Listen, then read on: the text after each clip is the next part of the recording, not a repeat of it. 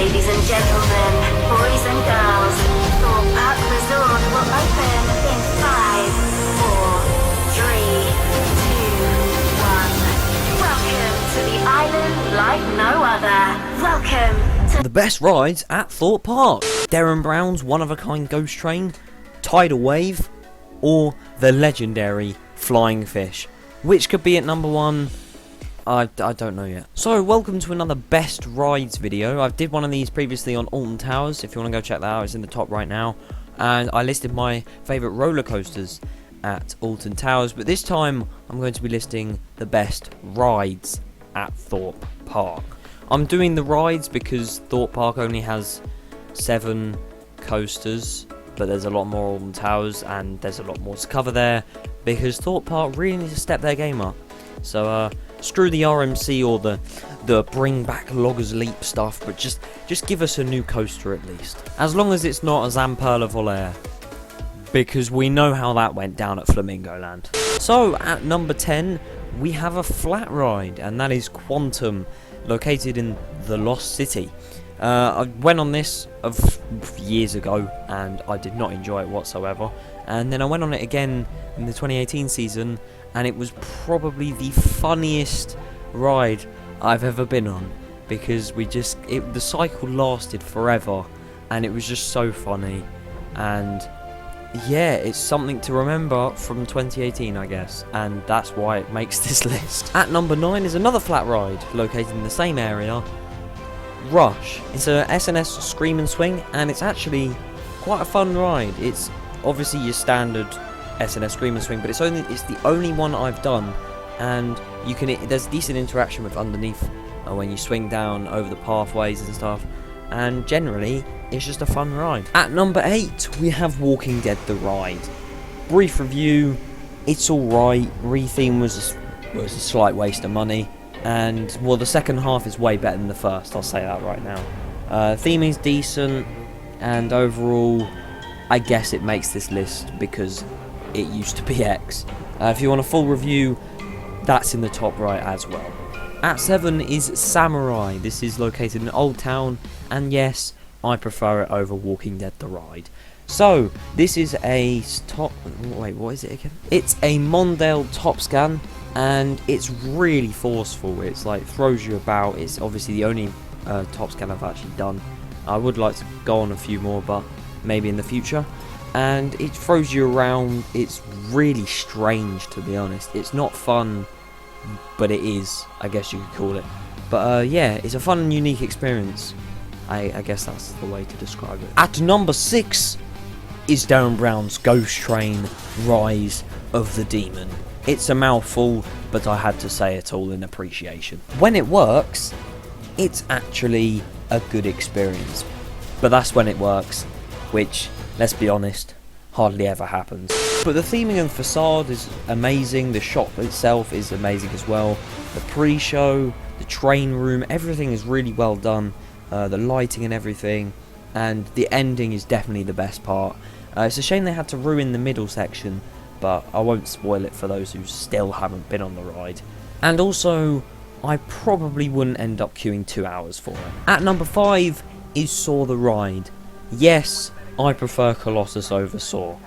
Reason for that, I'll get into in a minute. It has really good theming on the inside section and stuff. I like the barrel roll on the inside, heartline roll, whatever you want to call it. I don't know my technical terms off by heart.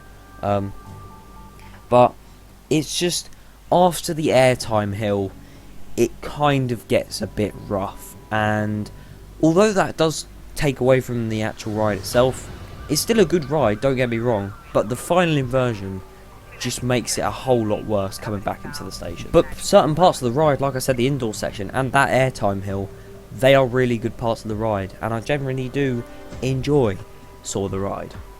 At number 4 is Colossus. This ride, right, it gets too much hate. I know it's a bit rough if you sit further back in the train, and it does need some TLC, especially on the track and the trains, but if you sit on the front, it is relatively smooth. You go through, I had a night ride on it at the end of Fright Nights 2018, and it was definitely the best ride I had on it, but it was smooth. you would go through the 4 barrel rolls, or whatever you want to call them. You go through them, the view of them looks amazing. There is a bit of jolt here and there, but still, I actually really enjoy Colossus. And as I said before, I personally enjoy it, but I can see if you've only been on it in the further back rows, why you wouldn't enjoy it. At number 3 is Nemesis Inferno. Now, I do prefer Nemesis, just by a bit though, at Alton Towers. But Nemesis Inferno makes third because it doesn't beat Swarm or Stealth, just for me, because obviously they're going to come next because I haven't listed them.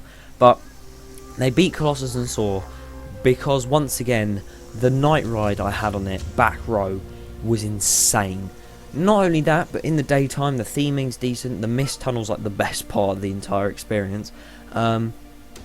It could do with some TLC. I know it's getting jet wash, and from the pictures it actually looks quite a lot nicer. And generally, it's a decent invert. And that brings me on to Swarm and Stealth. At number 2 is the Swarm. Now, I do love both Swarm and Stealth, but as you can tell by the rankings, Stealth just takes it for me, but I'll explain that later on. But Swarm is a very good ride. I like the Swarm. It is in my top 10 coasters I've ever been on. The theming around it's amazing, especially like the plane and the billboard and the truck that sets on fire, that kind of stuff. And the layout itself is actually decent. Some people say it's a bit forceless, or maybe it's a bit over and done with really quickly. I disagree with them, because if you see at the back left, it is very forceful, especially going into the corkscrew from that little downwards turn, I guess you could call it. But also the layout, although I haven't done any other B&M wing coasters, which is set to change, I think it's a decent layout. It may be short, but it's very unique to the country because it was the first in our country, and it was the first to even feature a dive drop, wing over drop. That's what it's called. And at number 1, you can already tell, is Flying Fish. And at number 1 is Stealth. Not only do I love the ride itself, but the area surrounding it, it's just everything about it. I know some people may have different preferences to other rides in the park, but Stealth is probably the one that I like the most. You can tell that from the ranking. I'm actually stupid. But Stealth, if you've been on it, you know the acceleration of the launch. It's super quick, and although it may be a very short ride and a standard layout, and of course I have been on Red Force, which is basically the same thing but taller, faster, and I do prefer Red Force, but Stealth still has that kick with the launch where it just shoots off, goes up, straight back down again. It's adrenaline. I don't know what I'm on about anymore. Along with that, you've got WWTP Radio, which is the music station that plays around the area, and Amity itself.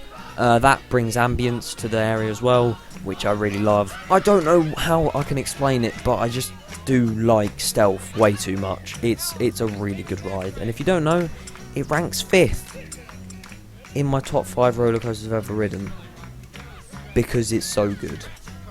Anyway, that's it. Hope you enjoyed. I'm going to make this outro really quick because there's nothing to say.